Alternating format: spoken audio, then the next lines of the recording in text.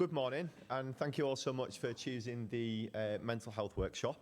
So hopefully today we've got a great wealth of experience and expertise and knowledge in the room. So I'm hoping this workshop will be a really good opportunity for people to share ideas, share their thoughts, and hopefully move us further towards implementation of pharmacogenomics in mental health settings. So my name's Adam. I'm a clinical pharmacist and PhD student based in Bradford.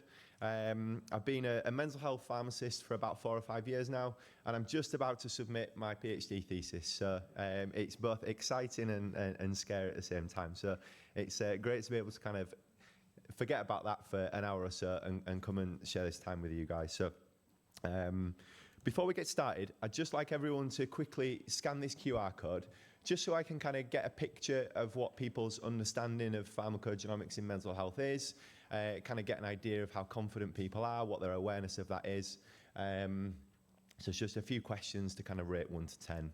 And that'll be kind of good for me after the workshop to be able to compare, because we'll scan this again at the end and see if there's been any change. So, so whilst everyone's quickly filling in that Microsoft Teams form, I'll kind of outline what the workshop plan is and what we're going to be discussing today. So I'm going to spend about 10-15 minutes just bringing everyone up to speed on the background to pharmacogenomics in mental health, bring you up to date with the guidance and the recommendations, some of the common problems we've got in psychiatry, why we think that pharmacogenomics is a potential solution to some of those issues.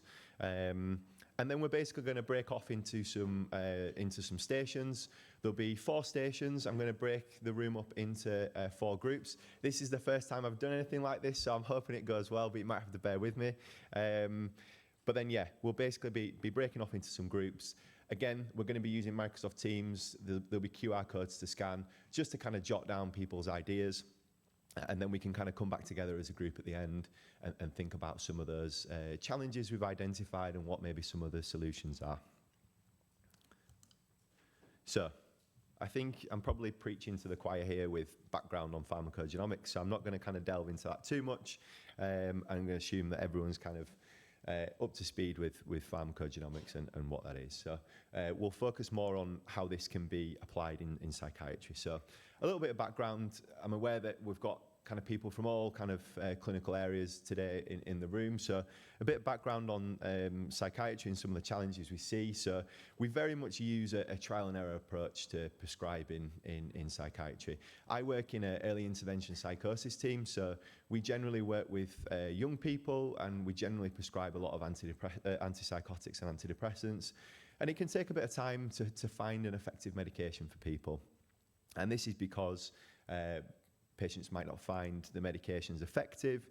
They experience side effects. This leads to kind of issues with adherence. We have really quite variable adherence rates in our patient populations due to those issues.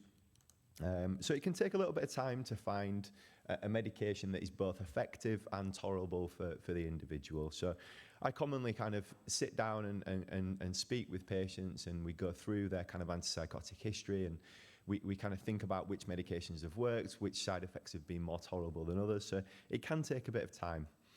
Over 1 in 10 adults in the UK is prescribed a psychotropic medicine, which I think is quite a high rate of prescribing. We're talking about a large population here. So generally, there's currently an unmet clinical need in this population of people that are prescribed antidepressants, antipsychotics.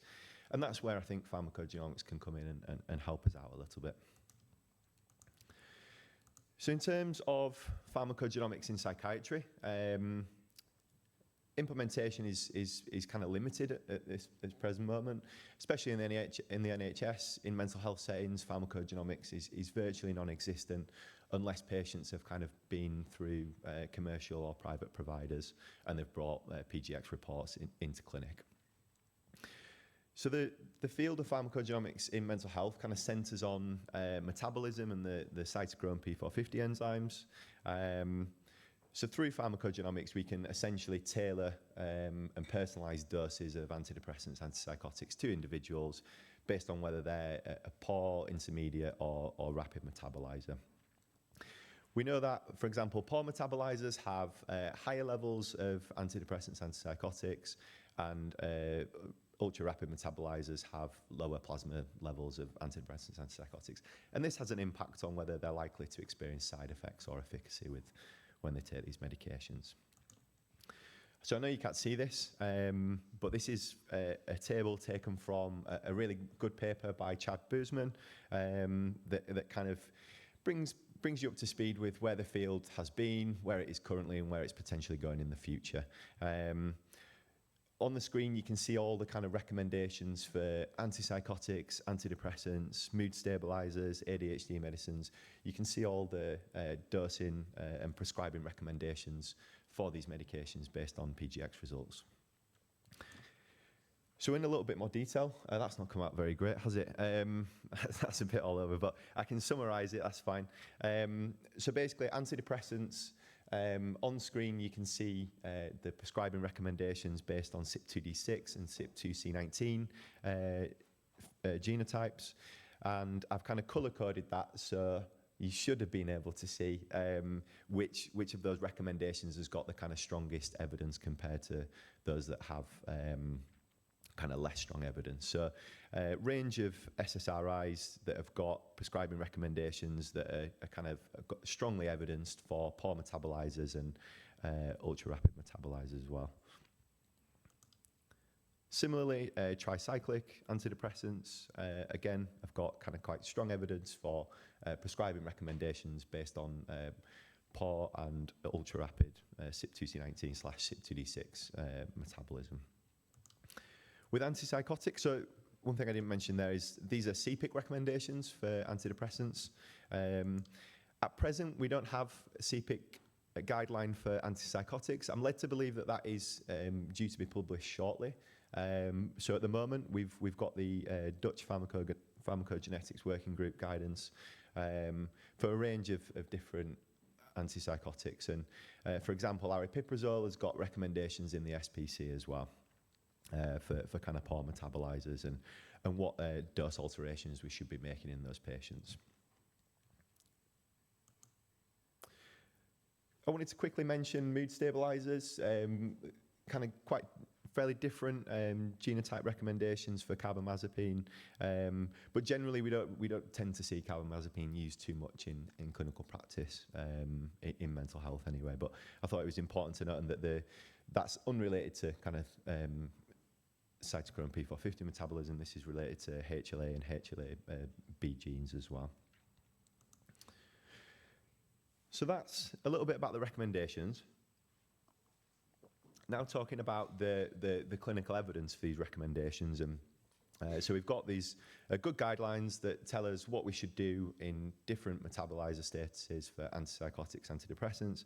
Well, that's great, but what's the benefit of that? What's the actual impact of that for patients? So there's two slides here. The first one is an umbrella review that was kind of looked at about 5 or 6 meta-analyses, systematic reviews that have been conducted over the last 5 or 6 years.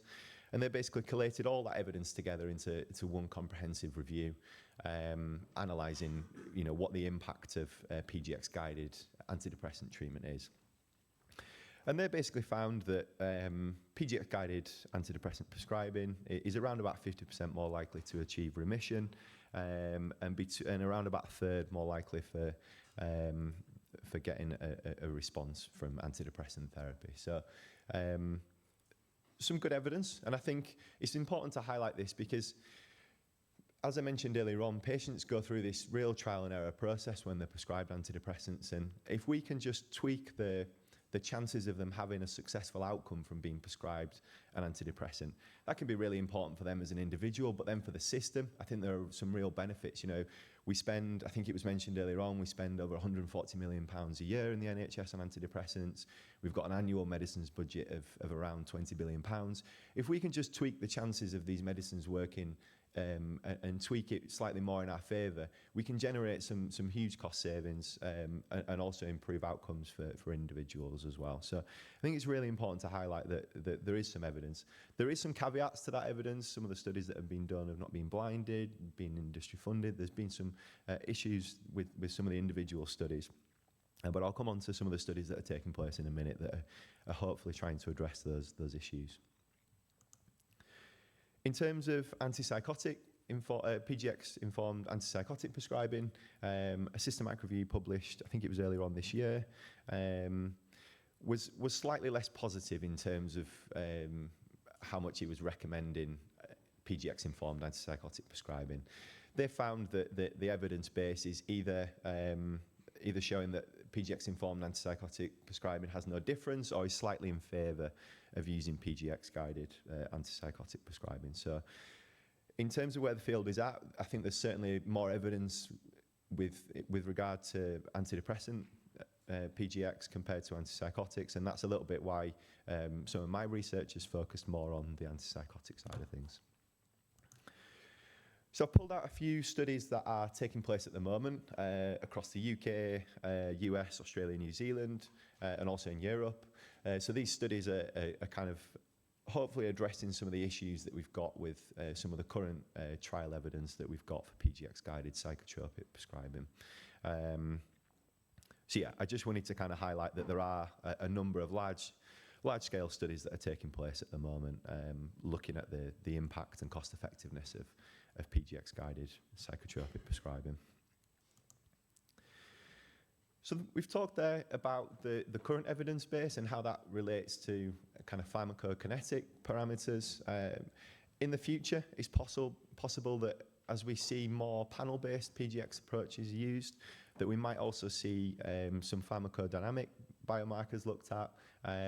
So in the future, it could be that we're actually prescribing based on some different parameters like dopamine receptors, serotonin receptors and transporters, and looking at whether gene variants in those impact outcomes from antidepressants and antipsychotics. So I think where we're at the moment, very much focused on pharmacokinetics, but in the future, as we get more sophisticated evidence, we might be looking at using PGX, looking at different genes and a broader range of genes. So before we get into the workshops, I just wanted to quickly mention a little bit about the research that I've been doing as part of my PhD. So I guess one of the big pieces of work that we did was a systematic review looking at the barriers and facilitators to implementing PGX in mental health settings. We included quite a broad range of studies from all around the world, but mainly from kind of the US and North America. And we found a range of barriers and facilitators to implementing PGX in mental health settings. So we identified that a knowledge gap exists in terms of patient awareness and clinician awareness of PGX and its application in mental health. We found that there's a lack of consensus in kind of local and national policy and guidance on using pharmacogenomics. And I think that's reflective in this country where there's a bit of a void at the moment in terms of whether we're recommending PGX in mental health in the UK. There was uncertainty around the use of PGX. People cited ethical concerns about the cost, and were concerned about what the potential impact and whether it's worth doing in terms of clinical outcomes for patients. But then we found a range of facilitators as well. So we found that creating the right climate for implementation really helped. So this included identifying local champions, ensuring that results are accessible through electronic health records, and also engaging with staff during implementation and finding out what their needs are for delivering PGX services. There was a desire for PGX to be multidisciplinary, so psychiatrists were really keen on engaging with pharmacy to deliver PGX services. And overall, both patients and clinicians found or viewed PGX as a new and potentially improved approach to prescribing that they were enthusiastic about. So we took that, and none of the studies that were in that systematic review were conducted in the UK. So we had a kind of clear need to generate some evidence around perspectives towards PGX in mental health in the UK. So we did a qualitative study where we explored the perspectives of early intervention psychosis stakeholders towards PGX and what they thought about that, whether they were interested in it, whether they'd like to see it implemented and how they'd like to see it implemented in clinical practice. So we used reflexive thematic analysis to develop a series of themes that kind of captured what stakeholders were telling us. Overall, both patients and staff told us that implementing any new intervention in mental health can be complex, but generally patients and staff grasped the idea of pharmacogenomics quite quickly and were able to understand what pharmacogenomic guided treatment is and how that's kind of similar and different to standard practice. A really interesting point for us, so our patients were early intervention psychosis service users, some of which who'd been in inpatient admissions and had been kind of sectioned under the Mental Health Act. But what they told us was that timing of offering PGX was really important, and actually offering a genetic test when somebody is acutely psychotic could potentially worsen paranoia and delusions they've got about services or staff. So they told us that actually it's really important that we individualise when we offer pharmacogenomics in that patient population, which we thought was really interesting. There were a range of concerns about pharmacogenomics implementation in mental health, ranging from kind of worries about whether it's cost effective, what the impact of that would be, but also the impact of introducing genetics into the conversation around treatments in mental health and some of the kind of perceptions towards that. So that was quite interesting. And then we found a range of kind of preferences for how people, staff, patients want to see pharmacogenomics implemented in early intervention psychosis services. So that's enough of me rambling on. What I'd really like to do is get everyone in the room kind of energised and discussing the potential for PGX implementation in mental health. So over the next kind of half an hour or so, I'm going to break everyone up into small groups. I'm going to hand out some sheets that have got QR codes on, and basically the QR codes will take you to a Microsoft Forms with a question per station, and I just basically want the groups to discuss that question and jot down your ideas on the Microsoft Forms, and then we can come back as a group together and discuss those at the end. So there's 4 stations. I'm going to split you up into 4 groups, and only one person needs to jot down the ideas on Microsoft Forms per group. We don't kind of need everyone. It's just to kind of capture people's ideas and thoughts and reflections. So let's go. I think if I go around the room, and maybe it might be easier to just split everyone up actually. So do people need to move, or do people stay in the same place and then they work through the 4 questions? I think it would be easier because of the room layout if everyone stays in the same, and I can bring the sheets to everyone. Okay, so what we'll do is we'll have a group in the far corner, a group up here, a group over there, and a group over here, and then we will give you the 4 questions, and brilliant. then we'll come up around after every 5 minutes and give you another question. Yeah, is that I think right? that'd be easy, yeah. Cool, okay. Fantastic. Right. Okay, so shift yourselves to make yourself a little bit comfortable.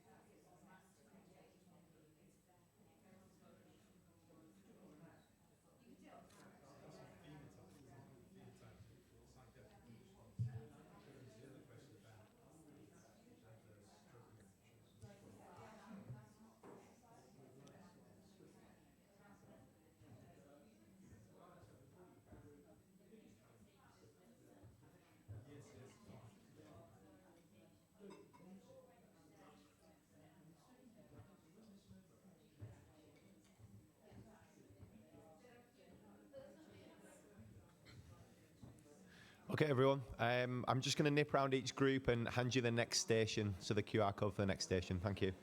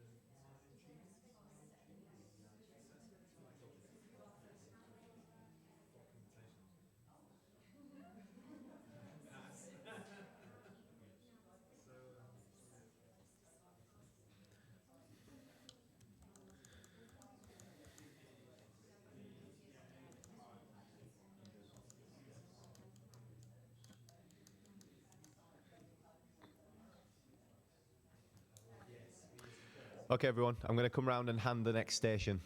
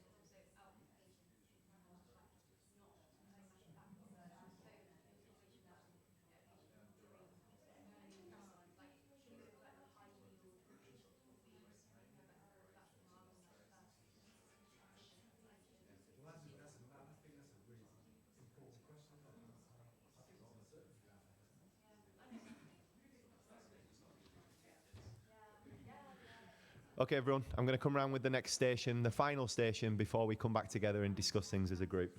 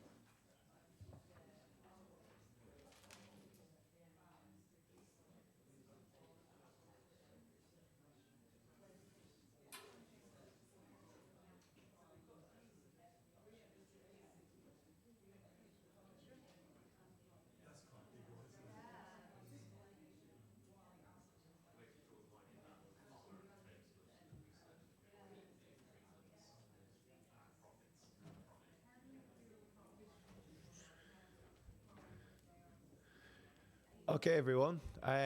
We've got around 5 minutes left before we join up with the other workshops.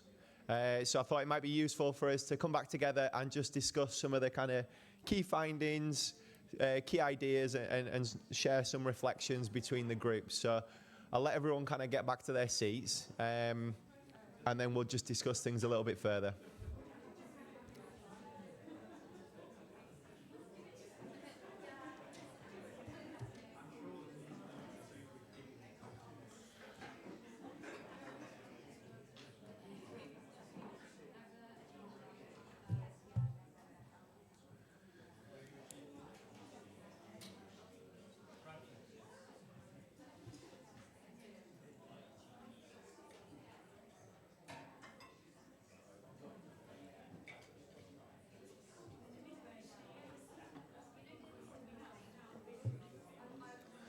Okay, everyone. Thanks so much for participating in those stations. If I can just get a bit of quiet, and we'll crack on with reflecting on what everyone was discussing.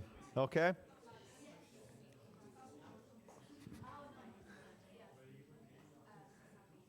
Okay, brilliant. Thank you.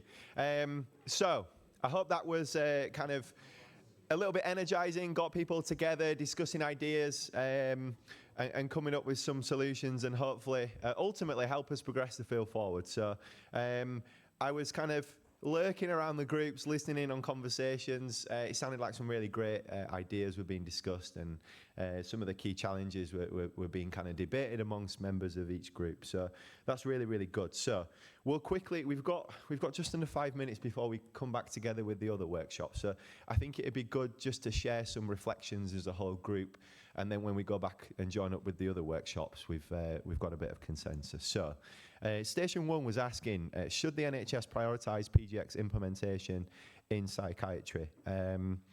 So from the pre-poll, it seemed like people were very interested in this area, and think that this should be an area that the NHS is trying to drive forward. So that's really good to hear. So I'll kind of open the floor up and see if anyone's got kind of reflections to share. What were the kind of general feeling amongst the groups about whether this should be a priority for the NHS? At the back?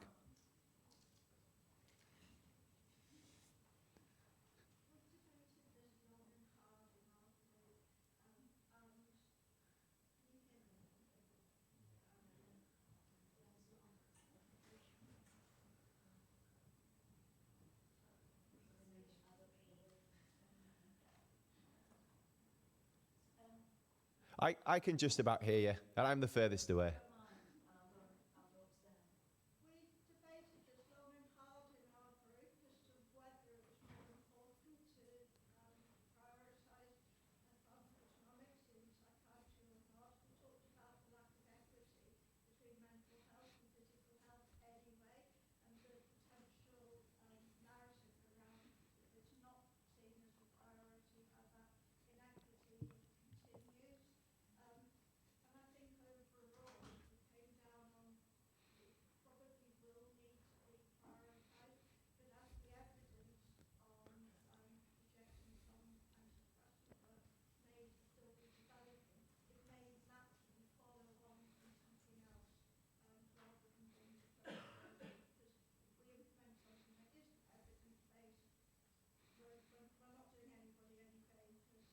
Mm-hmm. That's really interesting. So yeah, you rightfully point out the kind of the question around equity in mental health versus physical health, and then that kind of links to the differences in evidence for PGX in psychiatry, and how maybe other areas have got a more direct kind of clinical evidence for using PGX, and a more direct, obvious clinical outcomes that can be improved through using PGX. And maybe it's a little bit more cloudy potentially with psychiatry. But then, yeah, rightfully so, we don't want to kind of contribute to that disparity between physical health and mental health that already exists. We don't want to kind of make that worse. So that's really interesting. Thank you for that. In the interest of time, I'm going to move us on to Station 2. So this was around the legal and ethical implications of offering pharmacogenomics in psychiatry. So I think I might come to this group on the right-hand side because there was some really interesting conversation going on. So I don't know if you want to share some of your reflections with the rest of the group.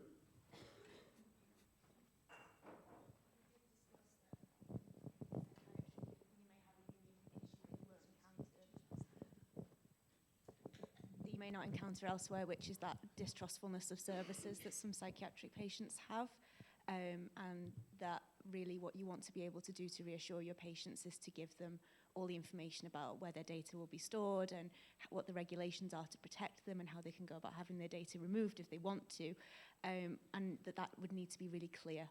And those regulations need to be really clear to make sure that we are giving our patients the most reassurance that we can that that data is secure, because it can be a difficult issue for patients who are already paranoid about accessing services and trusting people with their data and their information.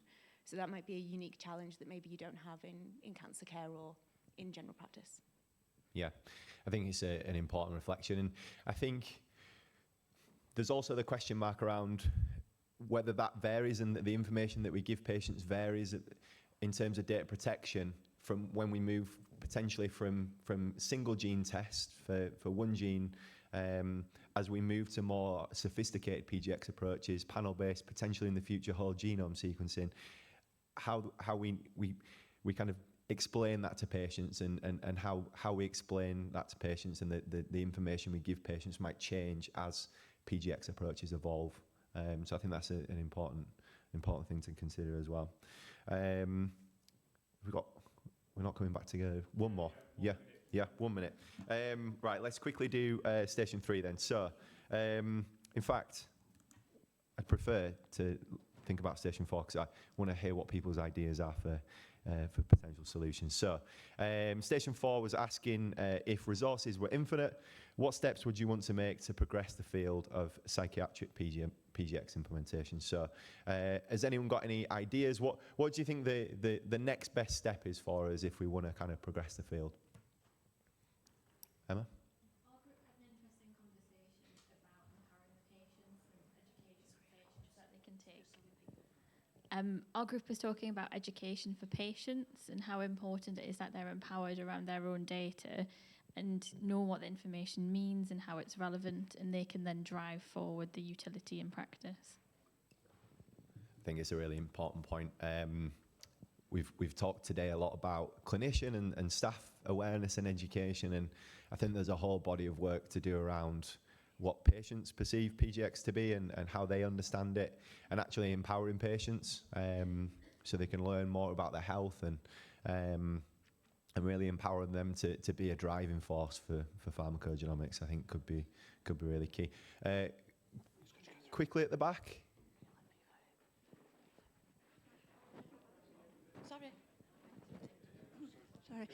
We talked about the importance of starting early because we're all talking about patients, but actually if we want genomics and pharmacogenomics to become normalized, then why don't we start at school?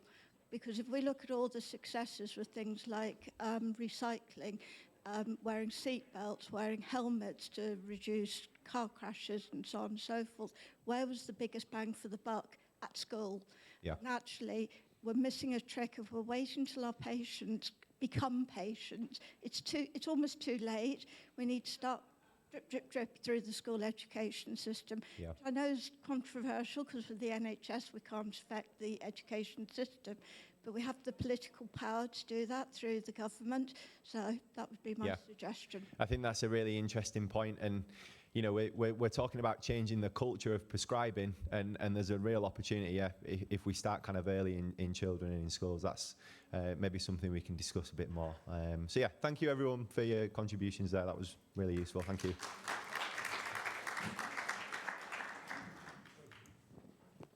Everyone comes back into the room and makes themselves comfortable, and then we'll just have a quick debriefing session. I know.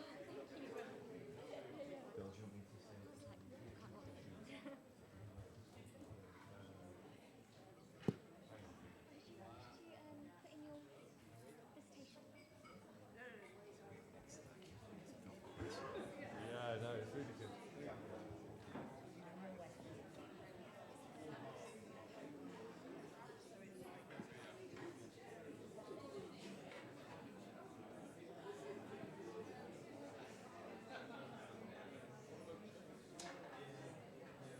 of all, it is a little bit chilly in here, so we'll ask if we can get it all ramped up a little bit. We need those like hygge blankets you get in Norway and stuff. That'd be nice. The other thing I noticed was that the pigeons seem to be paying a lot of attention to what's going on here. They're all been on the windowsill, and the fact is that some people think pigeons are spies. I don't think that's the case, but clearly we're attracting some attention. We're going to start off, I think. So I can't see Sophie and Jess, but I think they're on their way back. But we'll, here's Jess, Sophie, great. So we'll get just a little bit of quick debrief and feedback from the three groups, if that's okay. And so we'll start off with Dan and the paediatric team. You're happy to sit where you are or come up here if there's a few things you want to just to feedback from the general group. Perfect, thank you, Dan.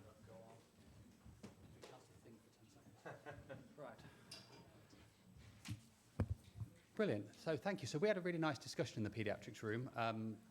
It was a little bit lecture orientated, the setup, but I think we covered quite a lot. The main issues that we brought out were the forever issue that paediatrics is a bit behind adults, but there are issues that we thought were particularly relevant. So one is around methods of testing and swabs versus bloods. We were obviously very keen on the swabs.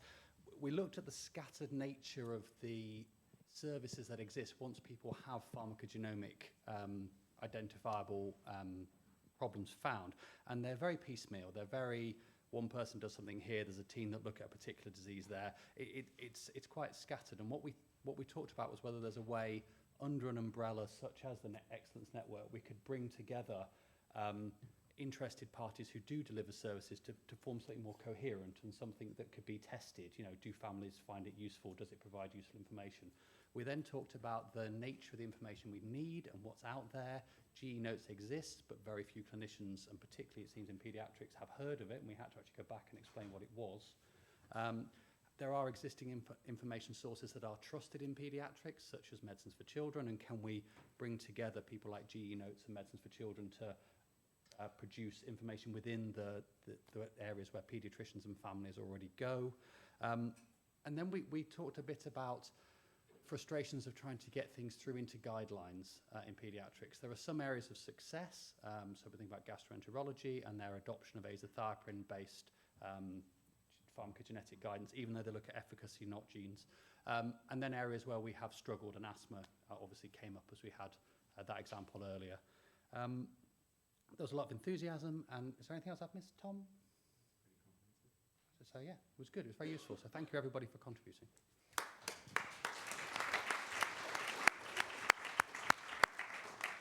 Dan, that's great. Thank you so much, and great to have that stimulated in that workshop, and food for thought that we'll sort of develop with you and others that are interested in that space. That'd be really great. Okay, next up, Adam, are you happy to feedback from the mental health workshop? That'd be great. Thank you. Good. Okay, hello everyone. So we had a very jam-packed session. I was getting the groups to work through different stations and consider some of the different questions that there is around PGX implementation in mental health. So one of the questions was around, should this be a priority for the NHS? So we had some differing views on that, and a point that was raised was around the kind of already existing disparity between mental health and physical health in terms of access and equality of access. And there was a point around, we don't want to worsen that in terms of PGX implementation. We don't want to add to that already existing issue. But then there were question marks about the clinical evidence for pharmacogenomics in psychiatry and how that might potentially be weaker compared to some other areas where there's potentially more direct clinical consequences of not using PGX when we're prescribing in certain other areas. So there were question marks around that. And I think the consensus that I took from the group, and people that were involved, please feel free to jump in here.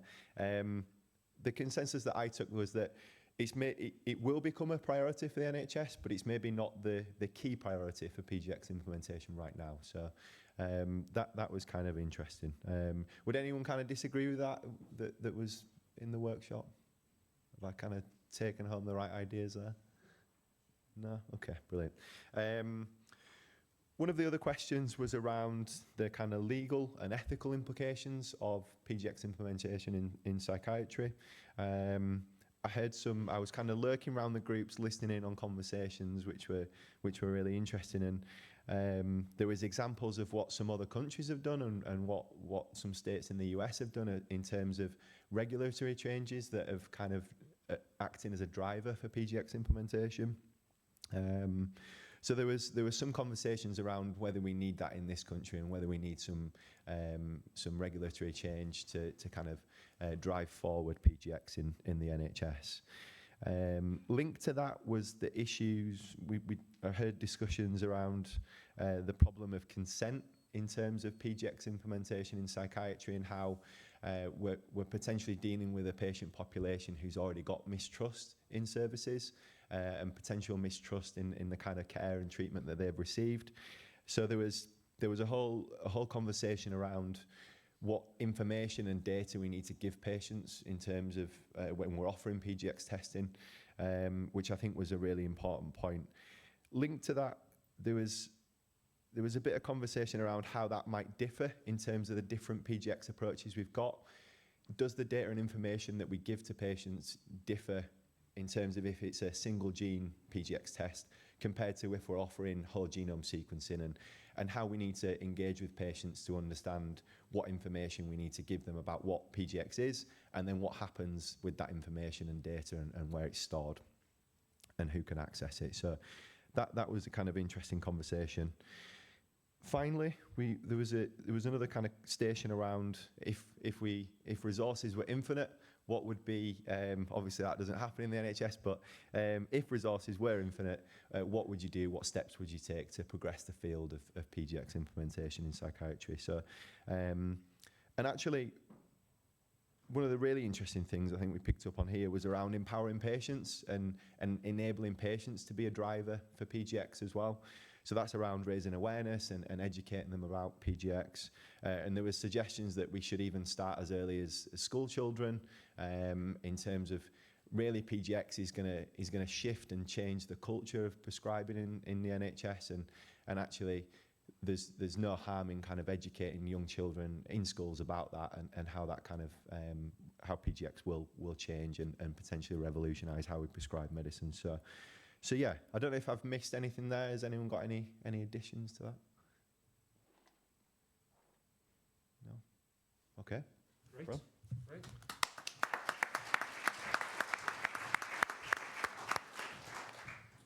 Yeah, thank you, Adam. It was interesting that there were more people in the mental health workshop than in the other two sessions. That doesn't necessarily reflect that one's more important than the other. It sort of reflects, though, that I think it's interesting if you think about childhood or pediatric pharmacogenetics and mental health, there's a real sharing of the delivery of that, both in primary care and in hospital care.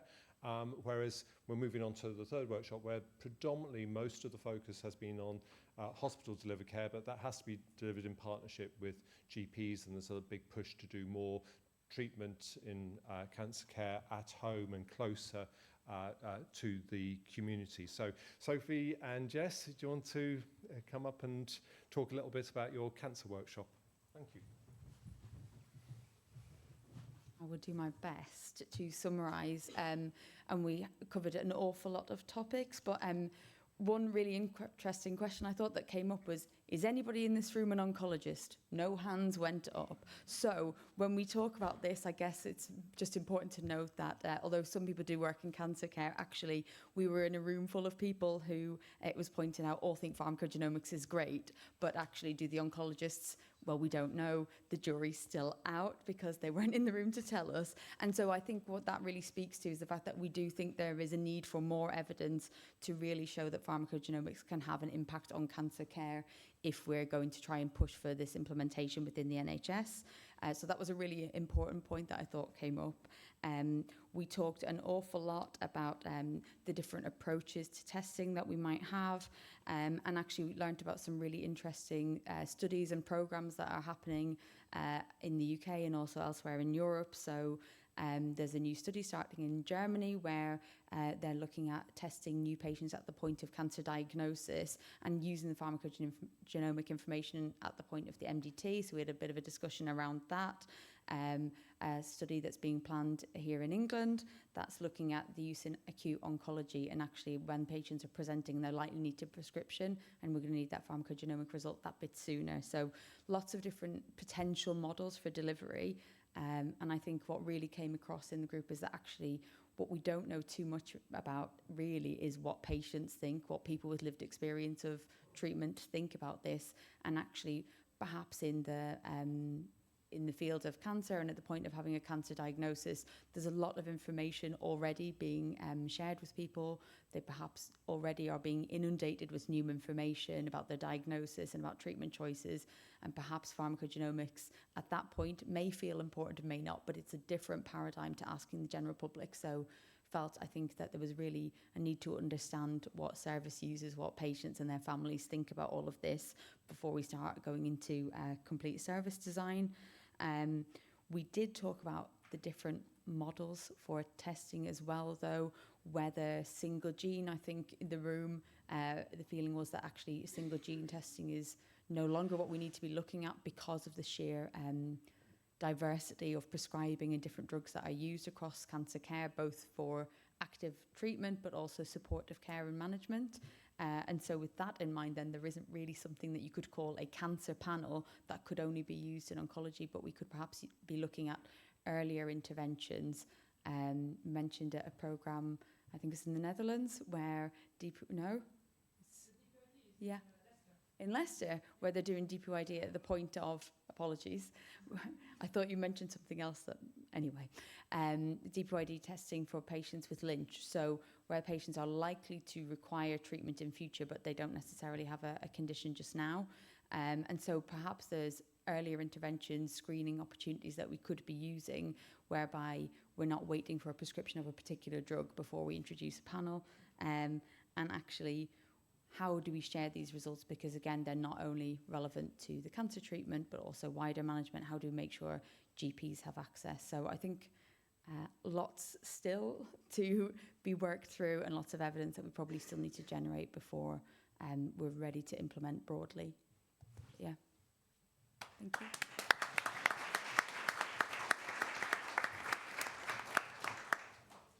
Thank you, Jess. I mean, it's interesting because in the oncologists, they've adopted DPYD testing very successfully, and so hopefully there is a real appetite there.